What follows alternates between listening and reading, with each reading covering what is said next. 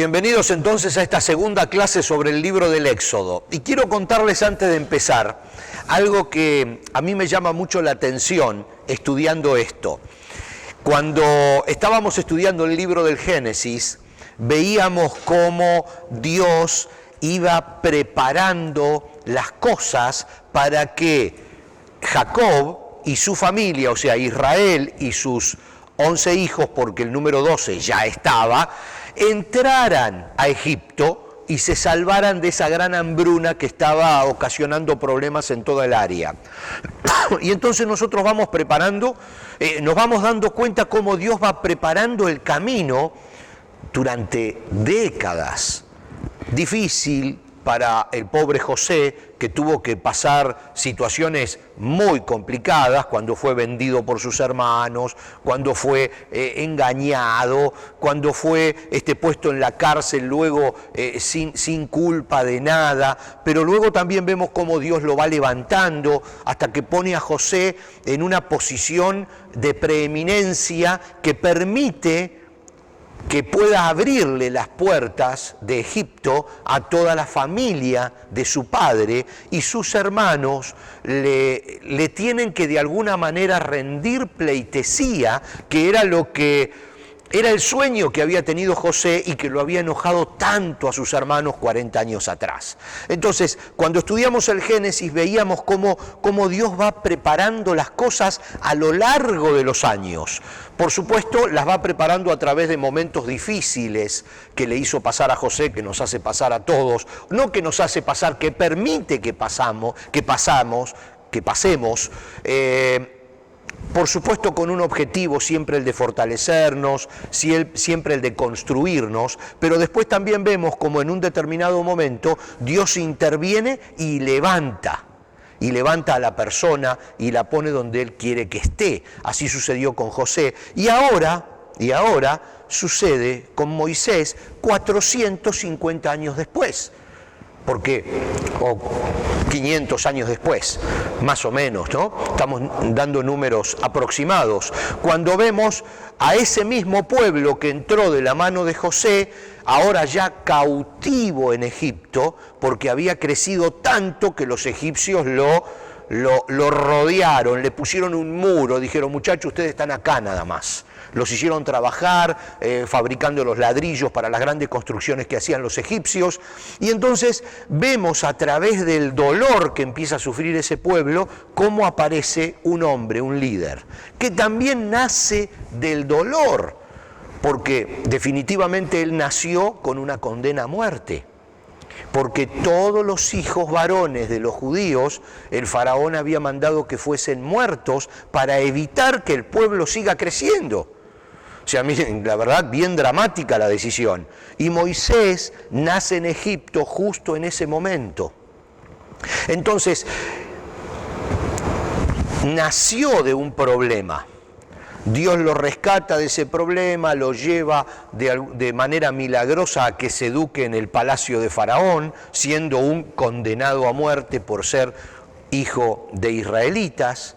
Luego lo lleva al desierto para que en otro tercio de su vida aprenda cómo es la vida en el desierto, porque después tenía que guiar al pueblo de Israel por el desierto durante 40 años más.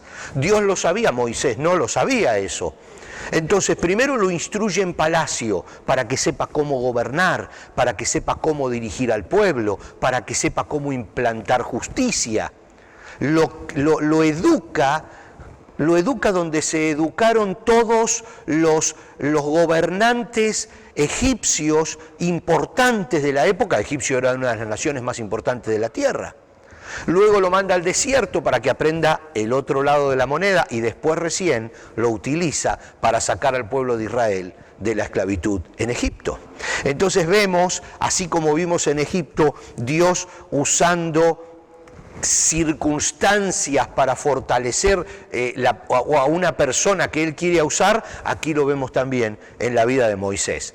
Por eso el Éxodo es bien interesante cuando uno lo ve con otros ojos, lo ve desde otro ángulo. Y vamos a tratar en esta clase de ir viéndolo, todo lo que vayamos estudiando del Éxodo desde otro ángulo.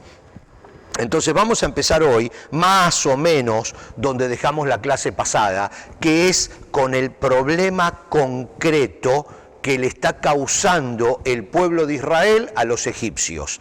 Dice Éxodo 1:22, entonces el faraón dio la siguiente orden a todo su pueblo. Si la pantalla se pone otra vez color raro, avísenme, porque es un problemita de conexión. Entonces el faraón dio la siguiente orden a todo su pueblo: tiren al río Nilo a todo niño hebreo recién nacido, pero a las niñas pueden dejarlas con vida. Bien dramático. Así empieza esta historia, con una orden del faraón de matar a todos los niños hebreos que nacieran para evitar que el pueblo de Israel se siguiera reproduciendo y prosperando dentro de los límites de Egipto. Y entonces aquí empieza la vida de Moisés. Aquí nace el personaje que nos va a llevar a través de todo el libro de Éxodo y por supuesto de los demás libros del Pentateuco, Deuteronomios, Números, Levíticos, hasta que finalmente entrega el mando a Josué, su lugarteniente, su persona de confianza, para que Josué conquiste y entre con todo el pueblo de Israel en la famosa tierra prometida, que no es nada más y nada menos que la tierra de Canaán, donde había vivido antes Abraham e Isaac, y por supuesto también Jacob. Entonces, aquí comienza la historia del personaje que nos va a llevar a través de todo el Pentateuco y que, como decíamos la clase pasada, es uno de los hombres más respetados de todo el planeta y de toda la historia. Es el hombre, el profeta y el guía y el líder por excelencia en las tres religiones más importantes del planeta: la religión cristiana, la religión musulmana y la religión judía. Moisés es el hombre más respetado de las tres religiones y, por supuesto, considerado como un gran líder. Así que no estamos hablando de cualquier hombre, no estamos hablando de cualquier persona, estamos hablando del gran Moisés. Y ahora vamos a comenzar con su historia. En esos días, dice el capítulo 2 de Éxodo, estamos hablando esos días donde todos los niños tenían que ser muertos. En esos días un hombre y una mujer de la tribu de Leví, esto es muy importante y por eso está resaltado con letras más abultaditas, letras negritas, no está así en la Biblia, yo lo puse. Esto es importante porque luego de la tribu, mucho más adelante, de la tribu de Leví salen los sacerdotes, los levitas. Es importante que desde el comienzo, el primer sacerdote que va a ser el hermano de Moisés era levita. Y a partir de ahí los levitas son los sacerdotes en todo el pueblo de Israel, en todo el resto de la historia. En esos días un hombre y una mujer de la tribu de Leví se casaron. La mujer quedó embarazada y dio a luz un hijo. Al ver que era un niño excepcional, para toda madre su hijo es excepcional, ¿no? Pero bueno, lo escondió, porque ¿qué podría tener de excepcional cuando recién nació el pobre Moisés? Pero bueno, lo escondió durante 3 meses. Dice, lo escondió durante 3 meses. Cuando ya no pudo ocultarlo más, tomó una canasta de juncos de papiro y la recubrió con brea y resina para hacerla resistente al agua. Después puso al niño en la canasta y la acomodó entre los juncos a la orilla del río Nilo. La hermana del bebé se mantuvo a cierta distancia para ver qué le pasaría al niño. Al poco tiempo, la hija del faraón bajó a bañarse en el río y sus sirvientas se paseaban por la orilla. Cuando la princesa vio la canasta entre los juncos, mandó a su criada que se la trajera. Al abrir la canasta, la princesa vio al bebé. El niño lloraba y ella sintió lástima por él. Seguramente es un niño hebreo. Tonta no era, ¿eh? Sabía que le habían hecho una camita, que lo habían puesto ahí para que lo vea. Dice, entonces la hermana del bebé, Miriam, después la vamos a conocer, se acercó a la princesa. ¿Quiere que vaya a buscar una mujer hebrea para que le amamante al bebé?, le preguntó. Sí, consigue una, contestó la princesa. Entonces la muchacha fue y llamó a la madre del bebé. Toma a este niño y dale el pecho por mí, le dijo la princesa a la madre del niño.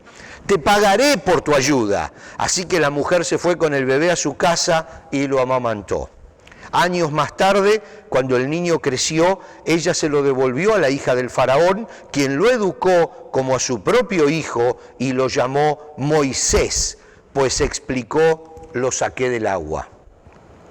Miren qué historia, qué bien armada, cómo podemos ver a la hija, a la hermana. Primero, toda una estrategia.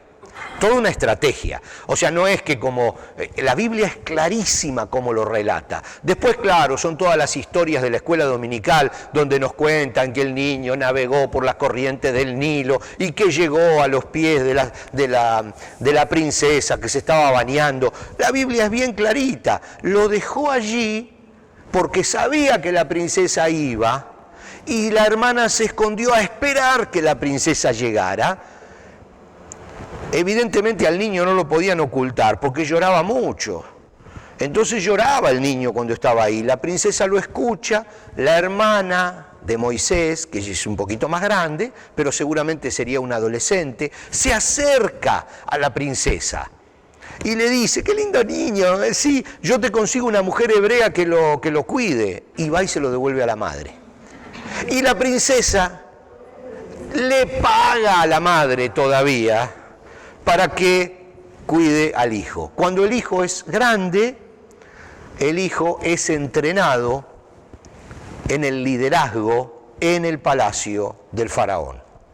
Entonces, uno puede ver cómo Dios va organizando las cosas que en un principio parecen no malas, malísimas, negras, desesperantemente perversas, como la orden de matarlo, cómo se transforma en cuestión de minutos en exactamente lo que Dios quiere y que no es nada malo para la vida de Moisés.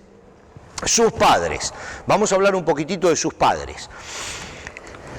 Éxodo 6, quizás, como yo les había dicho en estas primeras clases de Éxodo, saltamos un poquitito porque vamos tratando de tomar algunos temas en orden y entonces se tratan en algunos capítulos más adelante. Después vamos a seguir estudiándolo en el orden como está escrito el Éxodo, ¿no? O sea, el 1, el 2, el 3, el 4, ¿no? Correlativo los capítulos. Pero ahora saltamos al 6. El 6, el versículo 14 al 20, dice, los siguientes son los antepasados de algunos de los clanes de Israel. Los hijos de Rubén, el hijo mayor de Israel, fueron Harbol, Fayú, Hebrón, Carmi. Sus descendientes fueron los clanes de Rubén. Ok, acá está explicando, Rubén era el hijo mayor, cuando estudiamos Génesis, espero que se acuerden, el hijo mayor de Jacob. No con Raquel, sino con, ¿alguien recuerda el nombre? Con Lea o con Lía, que era hermana de Raquel y que el padre lo obligó a casarse primero con Lea, porque era mayor, y después con Raquel, que era la hermana menor. Rubén es el primer hijo con Lea. Estos son, dice, los descendientes de Leví.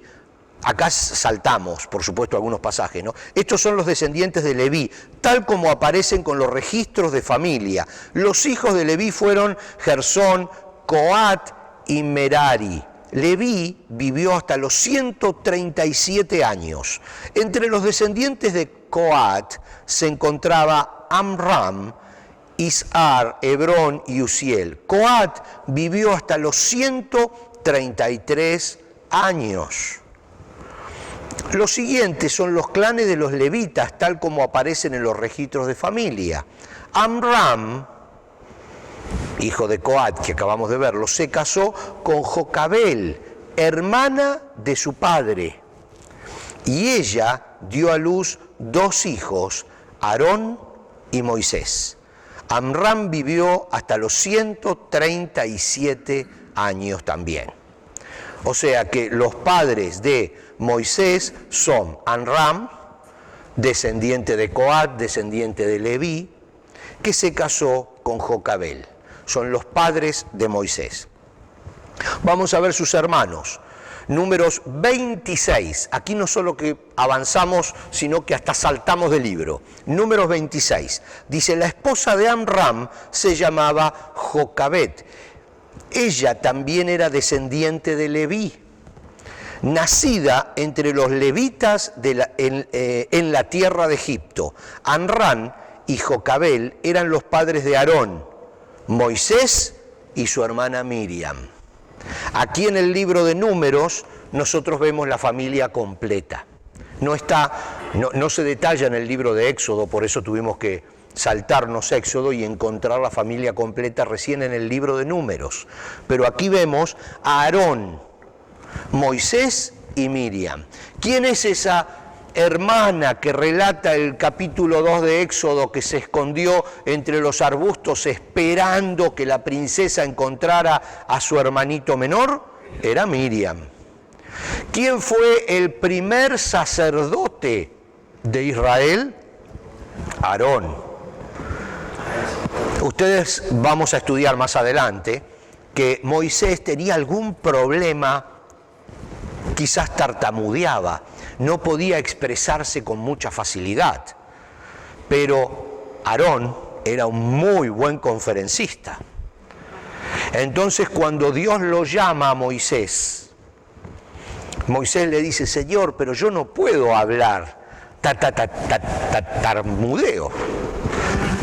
Y le dice, Dios podría verle, pero ya estaba todo armado. Esto es lo lindo, nosotros ahora lo vemos a lo lejos, y a lo lejos nos damos cuenta cómo está todo armado.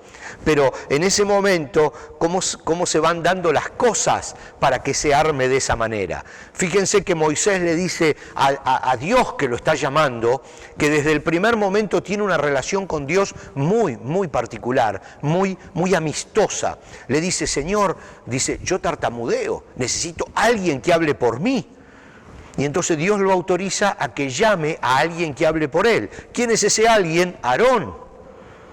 Aarón es un gran conferencista, es un gran expositor, pero no tenía Aarón la relación, a pesar de que se convierte en el primer sacerdote del pueblo de Israel, no tenía la relación con Dios que tenía Moisés. No podemos decir que no tenía una muy buena relación con Dios, que el primer sacerdote de Israel no tenía una buena relación con Dios. Sí la tenía, lo de Moisés era único, Moisés fue especial. Moisés fue algo totalmente fuera de cuadro. Dios le dice, ok, yo me voy a comunicar contigo, le dice a Moisés. Te voy a decir lo que necesito, lo que quiero, lo que tienes que hacer, y tú se lo dices a Aarón para que Aarón lo comunique. Y se arma el equipo. Con Miriam, por supuesto, ¿no? Que después más adelante va a causar algunos problemitas, como a pesar de ser hermana como todas las mujeres en los equipos, ¿no? Pero bueno, por eso no importa. Tenemos algunas teorías, solo teorías sobre el nombre de Moisés. Y vamos a estudiarla. Todos estamos echando base para después comenzar a estudiar, Por eso se hace muy largo esto, pero así vamos trabajando desde abajo, vamos poniendo cimiento en el estudio. Según el relato bíblico, la hermana de Moisés, Miriam, en algunas otras traducciones tiene otro nombre, que no lo recuerdo ahora, pero tiene otro nombre en algunas otras traducciones. Nosotros recuerden que estamos trabajando con básicamente con la Nueva Traducción Viviente, y algunos pasajes utilizamos la Nueva Versión Internacional. No estamos trabajando con las versiones antiguas, como ser la Reina Valera, etc. Estamos trabajando con las versiones nuevas, las traducciones nuevas, que tienen mucha más información. No es que sean malas traducciones las otras. De hecho, Reina Valera es una de las mejores traducciones que ha existido. Son literales, son muy buenas, pero no tenían toda la información que se tiene ahora, porque se han encontrado muchísimos documentos. Muchísimos nuevos documentos con los nuevos estudios, papiros, escritos, libros completos, en las cuevas de Qumran, etcétera, que los que tradujeron las primeras Biblias no lo tenían. Por eso es tan importante las nuevas versiones bíblicas. Bueno, vamos. Según el relato bíblico, la hermana de Moisés, Miriam, observó la trayectoria de la pequeña canasta y ella pudo haber sugerido el nombre hebreo Moshe, salvado de las aguas. Significa agua, uses, salvado de. Quizás ella misma sugirió el nombre, también lo pudo haber sugerido la misma princesa, dice, lo voy a llamar salvado de las aguas. Recuerden que en estas culturas el nombre siempre tenía que ver con algo de la persona, con algo de la familia, con algo de lo que querían para esa persona. No podemos hablar ahora de los nombres porque nos vamos, pero los nombres en Oriente no tienen nada que ver con los nombres que nosotros elegimos para los hijos en Occidente. No les importaba si rimaba bien o si no rimaba, o si era un nombre conocido o si sonaba con el apellido. Simplemente elegían algo que tuviera algo que ver con la persona, incluso un deseo de los padres para con esa persona. Por supuesto, porque recién nacía, ¿no? Y bueno, yo no me quiero meter en ese tema, pero me estoy metiendo. Entonces, Moisés significa en egipcio antiguo engendrado por. Se colocaba el nombre de un dios antes de la palabra Mses. Por ejemplo, Ramses, engendrado por Ra. Ra era uno de los dioses principales egipcios. Entonces la ciudad de Ramsés, donde vivían los israelitas, que fue la ciudad a donde José le dijo a Isaac que vaya, Ramsés es engendrado por Ra. Significa Mses, Ra, Ramsés. Entonces, así que Moisés, al huir de Egipto y renegar de su origen egipcio, quedó solo como Mses. Porque recuerdan que a los 40 años él tuvo que huir de Egipto porque mató a un egipcio. Entonces, posiblemente comenzó a llamarse solo con Mses, de donde salió Moisés, porque renegó a su nacimiento. O sea, hay varias teorías referentes al nombre.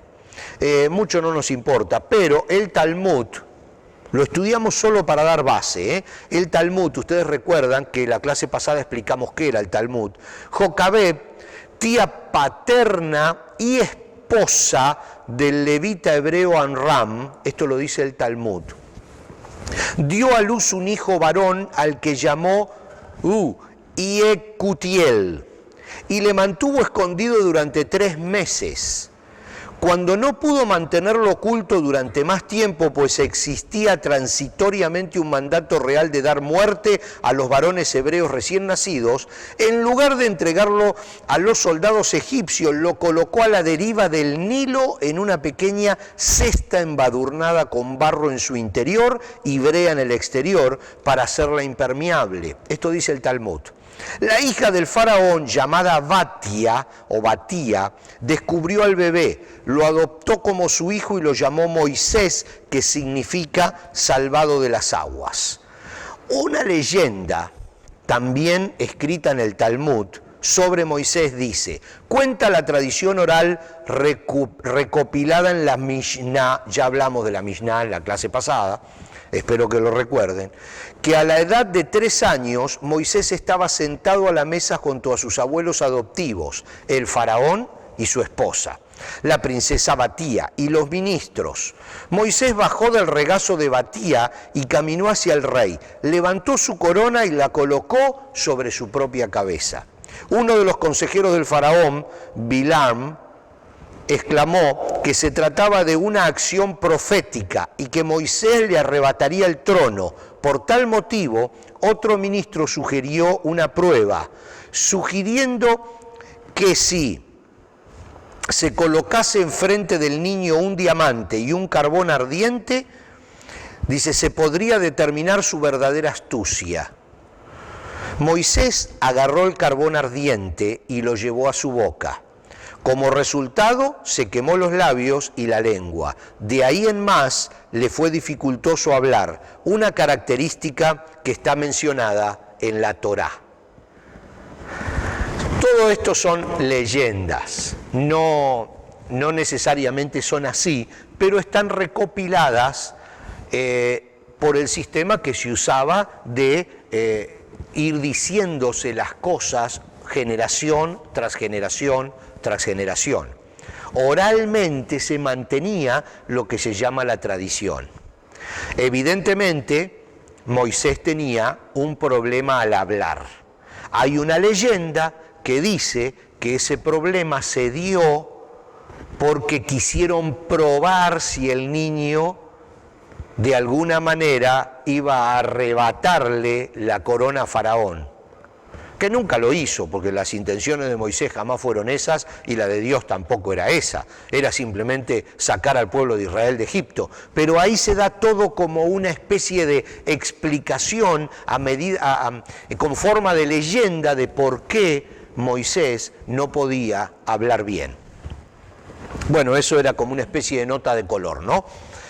Seguimos avanzando un poquitito más. Muchos años después, volvemos a Éxodo 2. Cuando ya era un adulto, Moisés se salió a visitar a los de su propio pueblo. Moisés salió a visitar a los de su propio pueblo, a los hebreos, y vio con cuánta dureza los obligaban a trabajar. Durante su visita, vio que un egipcio golpeaba a uno de sus compatriotas hebreos. Entonces Moisés miró a todos lados para asegurarse de que nadie lo observaba y mató al egipcio y escondió su cuerpo en la arena. Al día siguiente, cuando Moisés salió de nuevo a visitar a los de su pueblo, vio a dos hebreos peleando. ¿Por qué le pegas a tu amigo?, le preguntó Moisés al que había empezado la pelea. El hombre le contestó, ¿quién te nombró para ser nuestro príncipe y juez? ¿Vas a matarme como mataste ayer al egipcio? Entonces Moisés se asustó y pensó, todos saben lo que hice. Efectivamente, el faraón se enteró de lo que había ocurrido y trató de matar a Moisés, pero él huyó del faraón y se fue a vivir a la tierra de Madián. Aquí Moisés ya tiene 40 años, ya está aproximadamente totalmente educado, por decirlo así, en el palacio del faraón. Ya pasó muchísimo tiempo de aquella orden de matar a todos los niños hebreos que nacieran. Pasaron 40 años de esa orden. El pueblo de Israel siguió creciendo en la ciudad de Ramsés, siguió creciendo dentro de los límites de Egipto y seguían los problemas.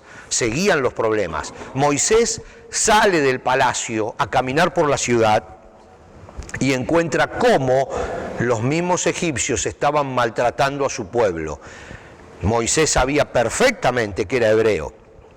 Nunca hubo un problema de identidad con Moisés.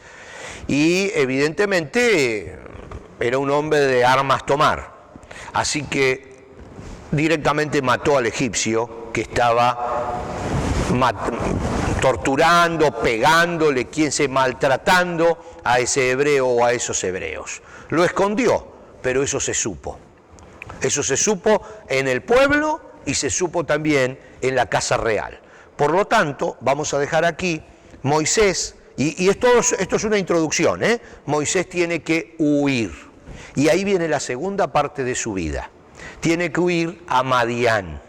Vamos a ver dónde está esa zona, quiénes viven en esa zona. Es muy importante a dónde va, porque ahí encuentra a su esposa, ahí comienza su familia, y a partir de ahí comienza toda la historia de Moisés en su segunda etapa, 40 años en el palacio, 40 años en el desierto, 40 años guiando al pueblo de Israel. Así que entonces vamos a seguir en la próxima clase con esta interesante historia. Los espero en la próxima.